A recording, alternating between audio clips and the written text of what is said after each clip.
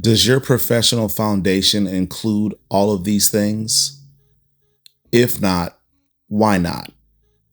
Why are you not showing up to work on time every day? Why are you leaving the shop early every day? Why are you turning down walk-ins? Why are you choosing not to cut kids' hair? Whom are you complaining to? Why are you comparing yourself to others? One of the most frustrating and disappointing things I see as a shop owner is when a new barber comes in and they have no clientele. They do all the right things to start. They show up when the shop opens and they leave when the shop closes. But eventually they start to develop clientele, and then they don't start to come in until their first appointment. And sometimes their first appointment might not be for an hour or two after the shop opens. And so now they've changed their habits because they got a little motion. But what happens is oftentimes those barbers end up either stagnant or on the decline. And the reason is because they're not doing the things that got them the clients in the first place. And this is very similar to a diet. Imagine if you were out of shape and you want to look a particular way. You start to eat differently, you start to work out, you sleep better, you cut out certain things out of your diet. And then once you achieve the desired weight or physique, the only way to maintain that is to do what got you there. You can't strive to have 8% body fat and then once you achieve that, go back to eating cookies and shakes and drinking and smoking and staying out late. And you can't do those things because eventually you will go back to the physique that you started with. And it's the same thing with building clientele. You can't want to be fully booked and then only show up when you have clients. How will you then grow? Because clients hire and fire us all the time for the most trivial of reasons. Clients move, clients die, clients get promotions, clients get fired. Clients have people in their family or friend group that eventually become barbers. So you're constantly shuffling in and out new clients. So if you're not in the shop during shop hours, you will either remain stagnant or start to decline. So showing up and staying in the shop while the shop is open is the easiest way to maintain your growth trajectory. Now, if you are someone that is not taking walk-ins because either you don't want to cut a certain type of hair texture or you don't know how, that is another way to limit or make your progress, your growth trajectory stagnant. If you've been in the game long enough, you'll know that walk-ins aren't guaranteed. You don't know when they're coming. It's unpredictable. So if you turn on a walk-in because you're uncomfortable, unfamiliar, or simply don't want to cut a particular hair type, that may be the last walk-in that comes through the door. And you've just taken an opportunity to make money off the table because of your ignorance or your resistance to learn. So I would advise you, consult YouTube or find a mentor that's going to help you get comfortable with taking a particular type of hair texture. If you refuse to cut kids' hair, that is malpractice. That is career suicide. I can tell you my growth trajectory took off because of kids, because of parents seeing how well I treated their children, how well I listened to them and what they wanted me to do with their kids' haircut, how I treated them with care and compassion, and I was able to audition on that kid's cut. If I did a good job with a moving target, with a kid that had a smaller head and the parents still had the same expectations, if I did a good job on those kids, they were more likely to then sit in my chair as the parent or the guardian, or they would refer me people that needed a haircut when their barber wasn't available. So I encourage you, if you don't want to cut kids, I understand they can be difficult, but for the most part, that is the best way to grow.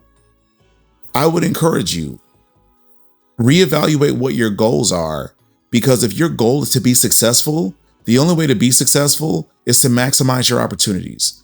And kids and hair texture you're uncomfortable with are something you need to learn to get comfortable with.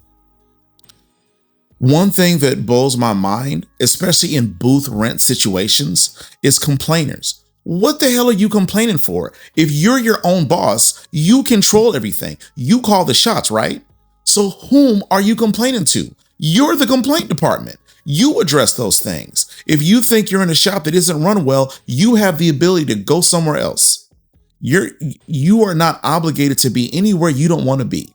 So if you were complaining, you need to take initiative. You need to take accountability and fix whatever issues you think there are.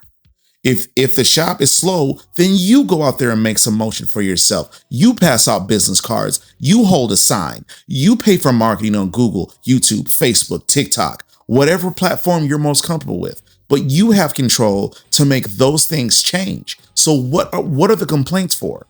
Whom are you complaining to when you are the one that decided to work for yourself? Make a decision, stick with it, deal with the consequences. But complaining to other people that can't do a thing about you and your business is a waste of your time and my breath. And lastly, comparing yourself to others is such a bad idea. What they eat don't make you shit.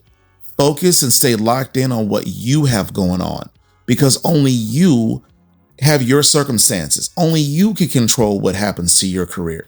Make sure you take initiative. Now, the only things that I think must be a part of your foundation if you want to be successful that isn't on this list is your professionalism. How do you treat people? How do you talk to people? How do you listen to people? Do you answer open-ended questions? Do you ask open-ended questions? How well do you read your client? Sometimes people will tell you with their body language that they don't want to talk. They'll put in earbuds, or you'll ask an open-ended question and they keep the response real brief. That's cool. Take your cues from the client. But if a client is asking you open-ended questions, that means one of two things. Either they don't want to talk about themselves, they want a distraction, or they simply just they're looking for a new barber and they want to know if you guys got enough in common for them to come back to you. Pick up on those cues, listen to those cues, engage in conversation, build rapport. I've said this a billion times and I'll say it a billion more. This is a relationship business. Learn how to build rapport and make a friend, because people don't care as much about how well you cut their hair if they don't like you. The other thing I would say is a part of this foundation to be successful is your personal appearance and hygiene. If you smell like a pound of weed, if you smell like a bottle of hen, if you smell like you ain't showered in weeks or months, those things also factor in. Clients are humans. They can smell just like the rest of us. If they don't like the way your fingers smell because you smell like you just rolled a blunt, they're not coming back to you. If they don't like the way you talk or act, or those are things that factor in to how fast you're going to grow. So make sure that you're presentable, make sure that you're pleasant, make sure that you're likable. This is a relationship business. People have a lot of options, especially in the Houston area. There's a shop everywhere. So make sure that you give clients a reason to come back to you, because if you're not likable and pleasant, it doesn't matter how good you cut hair at all, because someone can do a comparable job that is more likable. But that's just my opinion on the topic. Please let me know what you guys think in the comments, if you agree or disagree, or if I just missed something. If you'd rather be anonymous, please feel free to DM me. Share this video with someone who may benefit from hearing this perspective, or that just may have a difference of opinion. I am Sean Cussa H on all social media. I live stream Thursday through Monday on TikTok, Twitch, Kick, YouTube, and more recently Instagram. I try to post daily, but that can be a challenge from time to time. So please follow me if you find my content of any value. Otherwise, you might not ever see any more of my videos. My location and booking information is on my profile. So if you're looking for a barber in the Houston, Katy, Cypress area, you found me. Outside of that, please let all the buttons, all the things. Have a great week. Thank you for your time.